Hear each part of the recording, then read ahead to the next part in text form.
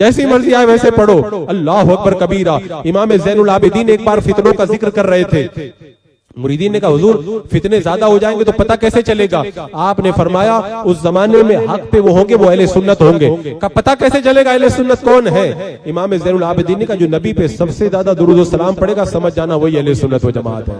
بچہ پیدا ہو تو مصطفیٰ جان رحمت پہ لاکھوں سلام، جمعہ کی نماز ہو جائے تو مصطفیٰ جان رحمت پہ لاکھوں سلام، اگر گھر میں عقیقہ ہو تو یا نبی سلام علیکہ، فجر کی نماز ہو جائے تو الصلاۃ والسلام علیکہ یا رسول اللہ۔ امام زین العابدین نے بتا دیا جو سلام پڑھنے والے وہی صحابہ کے طریقے پر ہے، وہی سنی ہے، اور جو صحابہ کے طریقے سے ہٹے ہوئے ہیں وہ سنی نہیں ہے، وہ جنتی نہیں ہے۔ یہ تو میں نے 8 10 12 عقیدے بتائے، میں کہتا ہوں سارے اختلافی عقیدے لاؤ اور لا کے کسوٹی پہ رگڑ کے دیکھ لو، ہمارے سارے عقیدے ملتے ہیں صحابہ سے، ان کا کوئی اختلافی عقیدہ صحابہ کے عقیدے سے نہیں ملتا ہے۔ اب اس کے باوجود بھی اگر ہم رد کریں تو لوگوں کو تکلیف ہوتی ہے۔ آپ کو معلوم ہے حضرت سہل بن محمد کہتے ہیں امام قربانی پڑھا رہے تھے، حدیث پڑھاتے پڑھاتے بد مذہبوں کا رد کرنے لگے۔ ہم نے کہا حضور حدیث پڑھا رہے تھے بڑا مزہ آ رہا تھا، یہ رد کرنا کیوں شروع کر دیا؟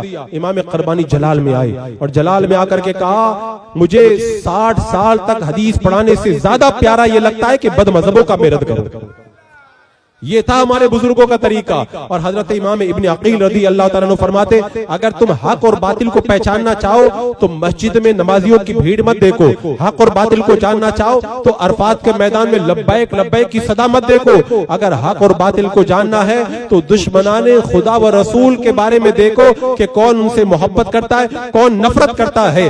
جو گستاخان خدا و رسول سے نفرت کرے سمجھ جاؤ وہ حق پہ ہے، اور جو ان سے محبت کرے سمجھ جاؤ وہ باطل پر ہے۔ اسی لیے تو میرے امام نے کہا تھا کہ دشمن احمد پہ شدت کیجئے، ملحدوں کی کیا مروت کیجئے، غیظ میں جل جائیں بے دینوں کے دل، یا رسول اللہ کی کثرت کیجئے چرچا انہی کا صبح و شام، جانے کافر پہ قیامت کیجئے، تجھ سے اور جنت سے کیا مطلب وہابی دور ہو، ہم رسول اللہ کے جنت رسول اللہ کی۔ حضرات مکرم الحمدللہ ہمارا عقیدہ بڑا سترا ہے، ہمارا عقیدہ 100 سال پرانا نہیں ہے، 200 سال پرانا نہیں ہے، ہمارا عقیدہ اس وقت سے چلا آ رہا ہے جب سے صحابہ کرام ہے، جب سے تابعین ہے، جب سے ائمہ مجتہدین ہے۔ اور میں پورے چیلنج کے ساتھ میں کہتا ہوں کہ آپ اگر پتہ لگانا چاہے تو صحابہ تابعین تبع تابعین ائمہ مجتہدین کے عقیدے کو دیکھ لے، جو عقیدہ ان کا تھا آج اہل سنت و جماعت مسلک اعلی حضرت والوں کا بھی وہی عقیدہ ہے۔ اسی لیے میرے مرشد تاج الشریعہ فرماتے ہیں مسلک اعلی حضرت پہ قائم رہو، زندگی دی گئی ہے